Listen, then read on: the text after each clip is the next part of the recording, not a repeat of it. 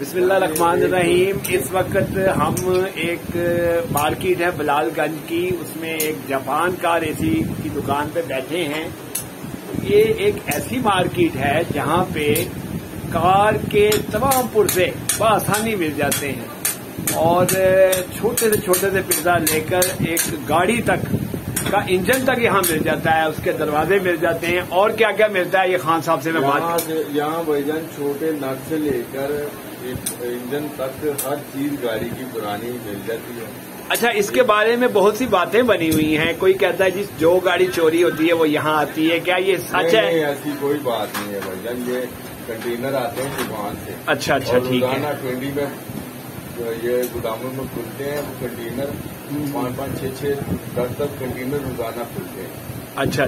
तो वही आता है सामान उधर से, फिर इधर आता है, ठीक है, डायरेक्ट जापान से भी आता है। तो फिर ये बात क्यों मशहूर हुई है कि जो हमारी बातें लोगों ने बनाई है, ऐसी कोई बात। अच्छा, तो फिर दोस्तों असल बात तो ये है कि ये जो बड़े बड़े कंटेनर आते हैं वहां से ये आता है और फिर जिन लोगों की गाड़ियों में कोई भी मसला होता है वो यही तशरीफ लाते हैं।